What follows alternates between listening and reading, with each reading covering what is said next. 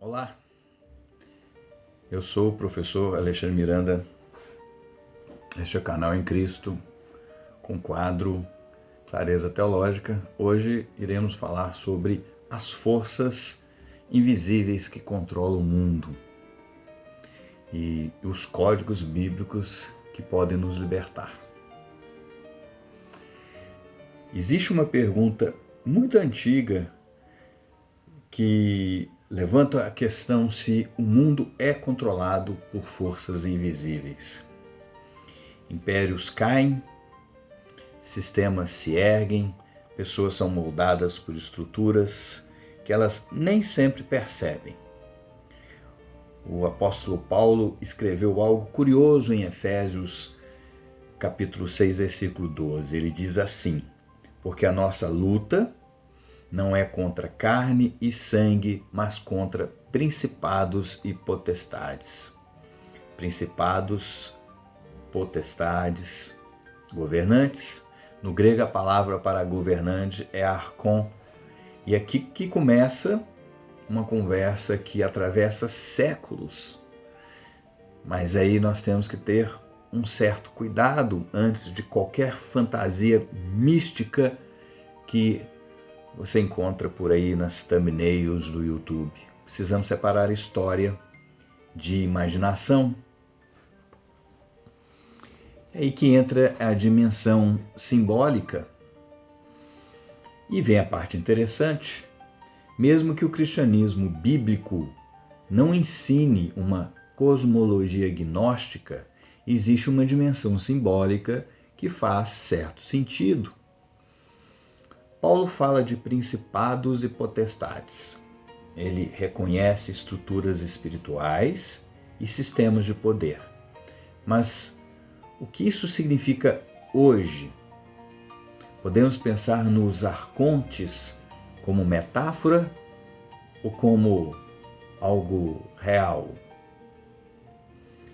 Esse texto surgiu de uma thumbnail que eu vi no YouTube outro dia desse, falando que os arcontes dominavam o mundo e que Jesus e a Bíblia nos ensinava a vê-los. Eu fui ver o vídeo e era um clickbait, né? Aí eu resolvi falar sobre isso.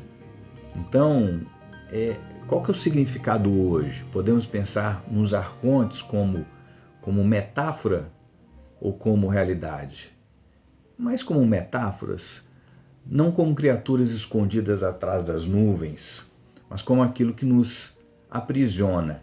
Não criaturas existentes que nos aprisionam, místicas, mas, como Paulo falava, sistemas injustos, cultura que normaliza o pecado, vícios que escravizam, ideologias que prometem liberdade, mas produzem o inverso, produzem servidão.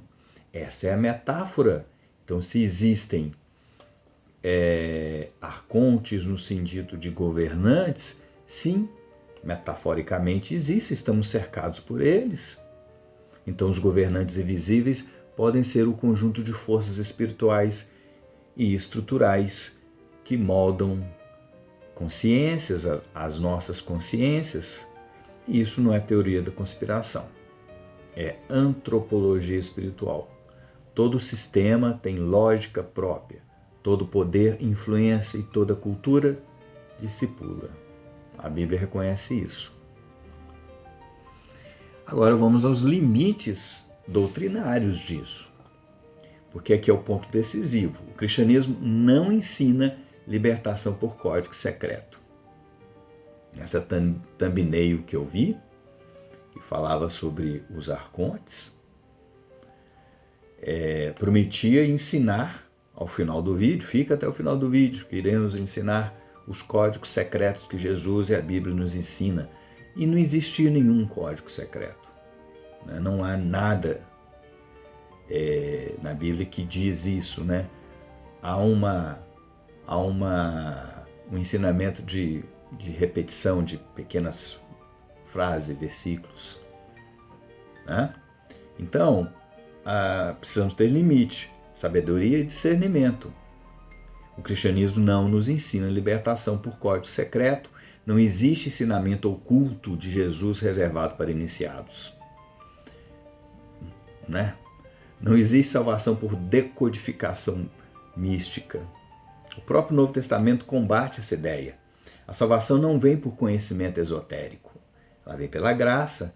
Efésios capítulo 2, versículo 8 diz: pela graça sois salvos, mediante a fé, e isso não vem de vós. O Evangelho não é um quebra-cabeça oculto, cheio de peças que vamos olhar assim na Bíblia e de repente elas saltam aos olhos como os filmes que a gente vê na TV. O Evangelho é uma mensagem pública. Cristo não ensinou técnicas para enxergar arcontes. Ele ensinou arrependimento, fé e transformação do coração. Se o Filho vos libertar, verdadeiramente sereis livres. João capítulo 8, versículo 36. Não por enxergar o sistema invisível de controle, mas por ser transformado de dentro para fora.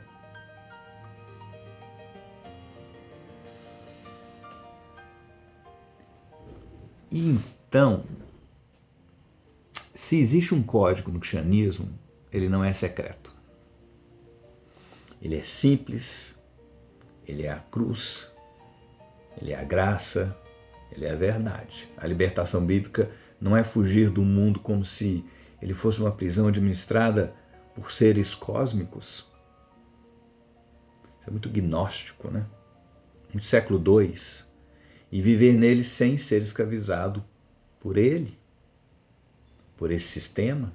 O cristão não precisa decifrar o universo, ele precisa discernir o coração. O que nós temos que prestar atenção como metáfora dos principados e potestades é aquilo que nos aprisionam, mas que nós temos relação direta. Sistemas injustos, cultura que nos normaliza o pecado, vícios que escravizam, ideologias que prometem liberdade, mas produzem servidão. Isso não precisa de decodificação, isso nós estamos vendo. Estamos vivendo isso. Então, o mundo é influenciado por forças invisíveis? Sim ou não? Sim. O pecado é invisível, o orgulho é invisível, a idolatria é invisível, mas a libertação também é. E ela não vem por misticismo, ela vem por Cristo.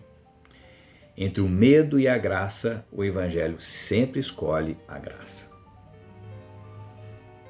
E eu encerro esse pequeno vídeo agradecendo a todos por ter assistido, que façam uma reflexão sobre o que